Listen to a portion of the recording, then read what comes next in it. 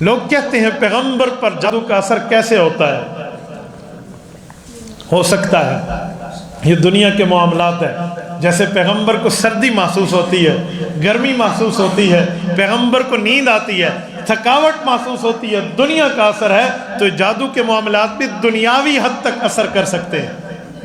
وحی میں دخل اندازی نہیں کر سکتے، قرآن شریعت اسلام میں دخل اندازی نہیں کر سکتے، لیکن دنیا کا اثر تھا۔ جب یہ آیا، اللہ کے رسول کا علاج کیا ہوا سنیں۔ آج لوگ جعلی عاملوں کے پاس جا کر ان کو پیسے بٹورنے کے چکر میں ان کے شاپ کیپروں کے پاس جاتے ہیں، اور کوئی عورتیں پیش کرتا ہے، کوئی مال پیش کرتا ہے، اور اپنے ایمان سے ہاتھ دھو بیٹھتے ہیں۔ سنیں اس جادو کا علاج کیا ہے۔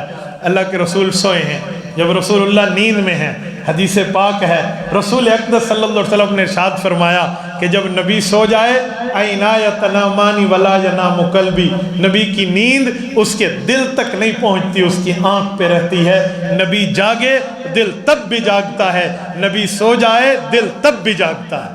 تو دل جاگتا ہے، وحی اترے، نیند میں بھی اترے تو وحی ہوتی ہے، وہ اللہ کا قرآن ہوتا ہے۔ تو مشکات کی حدیث سے اللہ کے رسول سوئے ہیں، دو فرشتے آئے، یہ اٹھ کر اللہ کے رسول نے خود بتایا ہے کہ میں نے یہ خواب دیکھا۔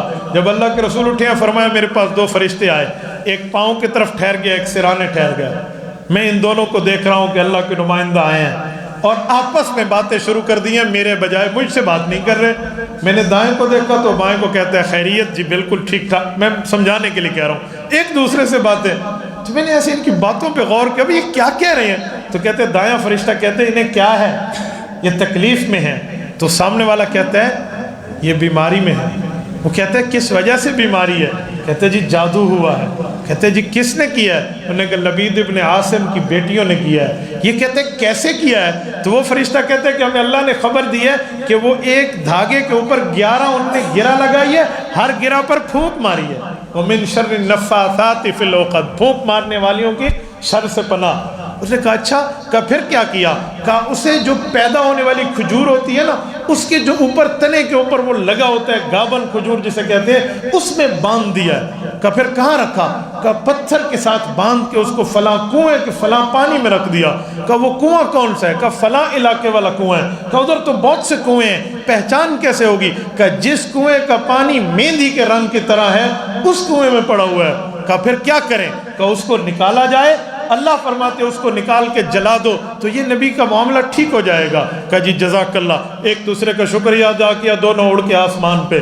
اللہ کے رسول کی آنکھ مبارک کھلی، حضرت عمار ابن یاسر کو بلایا، حضرت ابو بکر کو بلایا، حضرت علی المرتضیٰ کو بلایا رضی اللہ عنہم۔ حضور پاک نے فرمایا میں نے یوں خواب دیکھا، اور نبی کا خواب وہی ہوتا ہے۔ کہا یوں ہے، جاؤ فلاں علاقہ، فلاں کنواں، فلاں رنگ، یہ نشانی۔ صحابہ کرام دوڑ کے پہنچے ہیں، کنویں میں دیکھا تو ایک کنویں کا واقعی پانی مہندی کے رنگ کا تھا، اسے دیکھا، اس میں اترے، قریب میں دیکھا، منڈھیر جو نشانیاں اسپیسیفک جو بتایا گیا تھا ویسے نکلتے آیا۔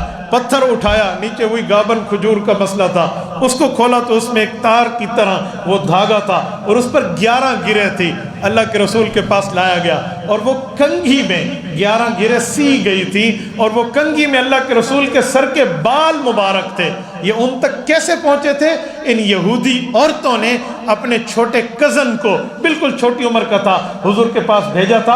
حضور علیہ السلام اسے پیار سے، شفقت سے، محبت سے اپنے قریب بٹھاتے، اور وہ بے ایمان ان کی نمائندگی کرتا، اور حضور پاک کے بال مبارک چوری کر کر کے جو کنگھی والے ہوتے ان تک پہنچاتا۔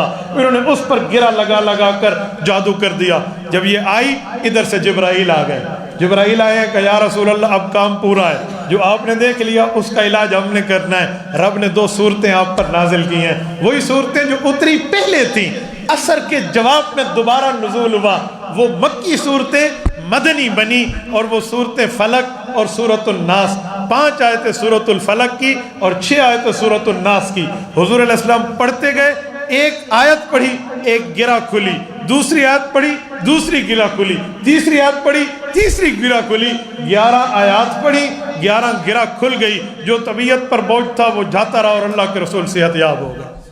تبارك الذي نزل الفرقان على عبده ليكون للعالمين نذيرا